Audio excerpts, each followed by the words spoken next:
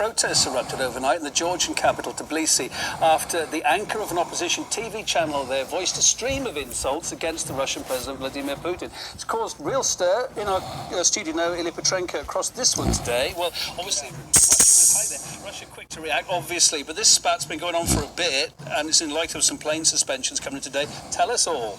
Well, first of all, that video, for obvious reasons, we're not going to show it on air, but it was all over the internet, both in Georgia, here in Russia. Actually, my friend sent it to me last night, and I was just having tea, and I played it. The volume was up, and the language there was so offensive that people started looking at me, asking me, "What are you watching?" So it was a Georgian TV anchor.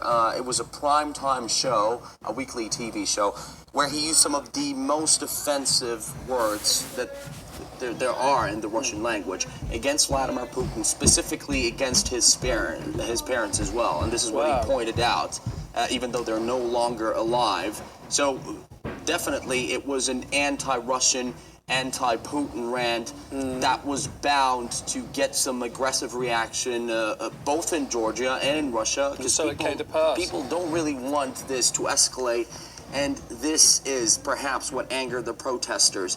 And soon after, in fact, it happened this morning, we also got reaction from the Russian diplomats to it. So let's have a look at what that reaction was.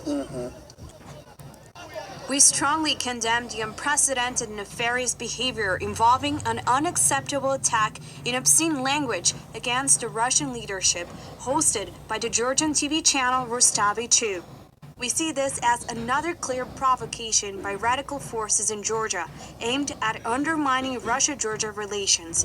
The current blatant incident is a vivid example of where frantic Russophobia can lead. Now, given the fact that Russia and Georgia are currently in the midst of a real crisis in their relations, which I'm going to tell you about a bit later, you'd expect Georgian officials not to really somehow stay away from this. And sure, they didn't. We heard condemnation from the Georgian president, who called it hate speech, saying that these kind of insults have nothing to do with patriotism. The Prime Minister of Georgia called these insults a provocation, and we also heard condemnation from the Georgian Foreign Ministry. So it seems that, at least on this particular matter, they are on the same page. Once again, this rant was in Russian. We understand that... And this is a time, notwithstanding anyway, whatever you think about the politics of it or the personal side of it, kids could have been watching this. You know what, two cameramen, they resigned right after it happened because they said they don't want to be a part of this. Again, this channel is very popular in Georgia. It went off air for a few hours. Now it's back on air. Right. And again, we have to understand what the context of this is. And this is a deep political crisis between Russia and Georgia. Just to remind you, it's Russia's neighbor to the south. It's a post-Soviet republic.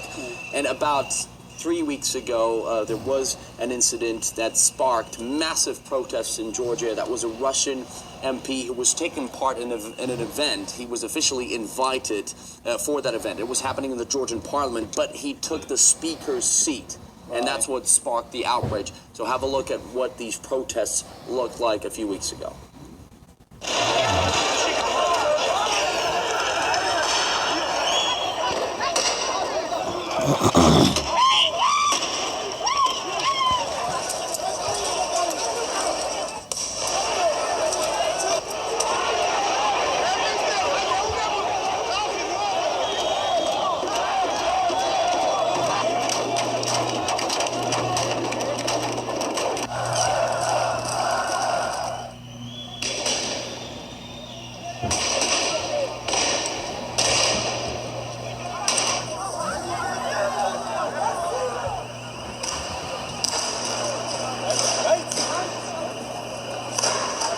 Yes, some nasty scenes there again of late. So where's it going to go briefly, do you think? Well, Kevin, you have to understand that for the past several years, there's been no trouble in relations between Georgia and Russia. Everything's been relatively calm. The tourists were pouring into Georgia. And now all of this has been put on hold, and it's really under threat. We know that in response to this anti-Russian hysteria, that's how the Russian government puts it. Moscow suspended flights, direct flights between Georgia and Russia, and we've heard something that you may call, it's definitely not as bad as what this anchor did, but definitely some aggressive statements from politicians on both sides. So let's hope that this doesn't deteriorate and spiral out of control. Let's continue to track it. All right, Ilya Petrenko, thanks for bringing us up to speed on what's happening there. Appreciate it.